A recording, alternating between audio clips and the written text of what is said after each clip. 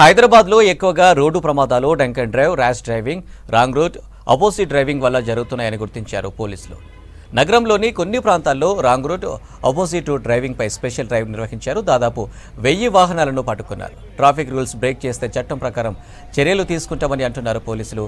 సిటీలో ట్రాఫిక్ సమస్యలకు చెక్ పెట్టే దిశగా ప్రణాళికలు తయారు చేస్తామంటున్న హైదరాబాద్ ట్రాఫిక్ డీసీపీ రాహుల్ హెగ్డేతో Ajay face to face.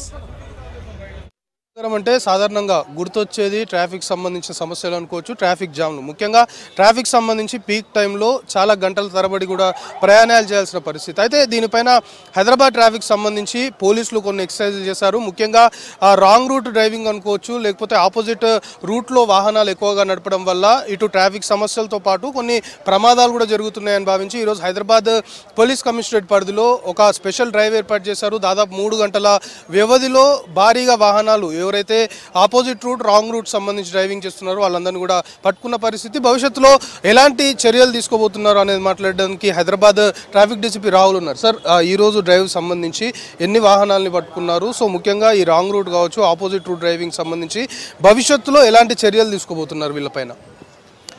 So ఈరోజు ఒక 3 అవర్స్ ఈ డ్రైవ్ మొత్తం హైదరాబాద్ సిటీలో చేయడం జరిగింది. ఈ 3 అవర్స్లో అరౌండ్ 1000 వెహికల్స్ మనం పట్టుకున్నాము. వేరియస్ ప్లేసెస్లో వాళ్ళకి కౌన్సిలింగ్ కూడా చేస్తున్నాము. కౌన్సిలింగే కాకుండా వాళ్ళ వెహికల్స్ మీద ఫైన్ వేసి వార్నింగ్ ఇచ్చి పంపిస్తున్నాము. నెక్స్ట్ అగైన్ మళ్ళీ అఫెండర్స్ రిపీట్ అయితే వాళ్ళ మీద క్రిమినల్ చర్యలు కూడా తీసుకుంటాము. మనకు క్రిమినల్ కేసెస్ కూడా, ఎఫ్ఐఆర్ కూడా దానిపైన చేయవచ్చు. దాంతో వెహికల్ సీజర్ ఉంటుంది. అట్లనే అదే కాకుండా ఆ పర్సన్ ఎవరు వైలేట్ చేశారో వాళ్ళపైన క్రిమినల్ యాక్షన్ కూడా ఉంటుంది.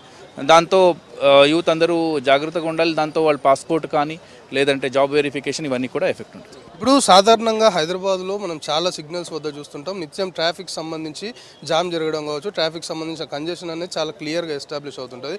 అంటే మీరు చేసిన ఎక్సర్సైజ్లో ముఖ్యంగా హైదరాబాద్ నగరంలో ఈ ట్రాఫిక్ సమస్య ఎందుకు ఎక్కువగా రోజు రోజుకు పెరుగుతుంది అనుకుంటున్నారు?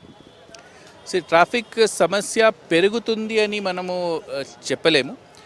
సో వేరియస్ రీజన్ ఉంటుంది. ఒకరోజు ఎక్కువ ట్రాఫిక్ ఉండొచ్చు, ఒకరోజు తక్కువ ట్రాఫిక్ ఉండొచ్చు. దీనిపైన మనం రెగ్యులర్గా స్టడీ చేస్తుంటాం.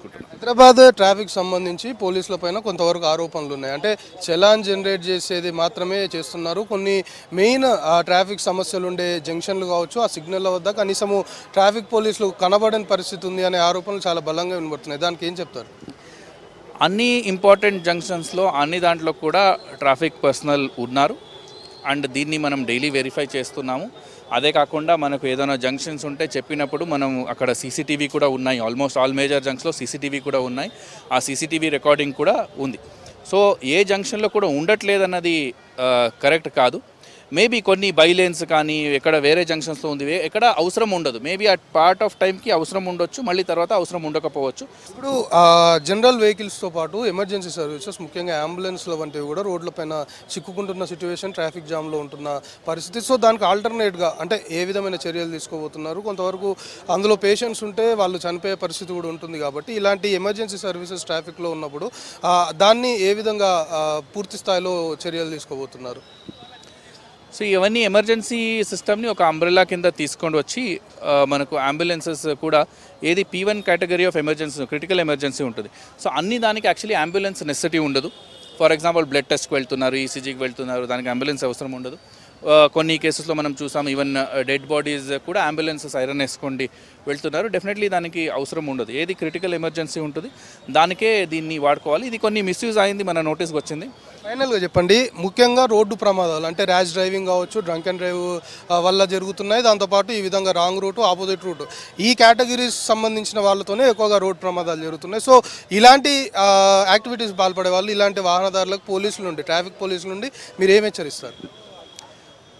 సో మీరు ఒక్కసారి రోడ్డు మీద వస్తే మీరు అది పబ్లిక్ స్పేస్. సో పబ్లిక్ స్పేస్లో మీరు ఒక్కరి రైటే కాదు, వేరే వాళ్ళ రైట్ కూడా మీరు దాన్ని గౌరవించాలి. సో మీరు ఏం చేస్తారో ఆ పబ్లిక్ స్పేస్లో డెఫినెట్లీ వేరే వాళ్ళ మీద కూడా ఇంపాక్ట్ ఉంటుంది. మీరు రాంగ్ వేలో వెళితే, లేదంటే మీరు ర్యాష్ డ్రైవింగ్ చేస్తే మీ ప్రాణకే కాకుండా వేరే వాళ్ళ ప్రాణం కూడా ప్రమాదకరంగా ఉంటుంది. సో మీరందరూ కూడా ట్రాఫిక్ పోలీస్తో సహకరించాలి, ట్రాఫిక్ రూల్స్ పాటించాలి. అండ్ మనం కూడా డెఫినెట్లీ ట్రాఫిక్ వైలేటర్స్ మీద చాలా స్ట్రిక్ట్గా వెళ్తున్నాం. ఇది మొత్తానికి హైదరాబాద్ నగరంలో ట్రాఫిక్ సంబంధించి చాలా సీరియస్గా వెళ్తున్నాము. రూల్స్ వయోలేట్ చేస్తే ఖచ్చితంగా చర్యలు తీసుకుంటాము. ముఖ్యంగా ట్రాఫిక్ సంబంధించి ఎవరైతే వాహనదారులు రోడ్లపైకి వస్తారో వాళ్ళు కూడా కొంత సమన్వయంతో ఉండాలి. ఎందుకంటే పబ్లిక్ స్పేస్లోకి వచ్చినప్పుడు ఈ విధంగా ర్యాష్ డ్రైవింగ్ కావచ్చు, డ్రంకెన్ స్టేజ్లో డ్రైవ్ చేయడం కావచ్చు, దాంతోపాటు రాంగ్ రూట్ ఆపోజిట్ రూట్లో ఇలాంటి డ్రైవింగ్కి పాల్పడడం వల్ల రోడ్డు ప్రమాదాలు కూడా జరుగుతున్నాయి. కాబట్టి వీళ్ళపైన ఖచ్చితమైన చర్యలు తీసుకుంటాము అనేది హైదరాబాద్ ట్రాఫిక్ పోలీసులు చెప్తున్నారు. కెమెరా పర్సన్ సాయితో కలిసి అజయ్ V6 న్యూస్, హైదరాబాద్.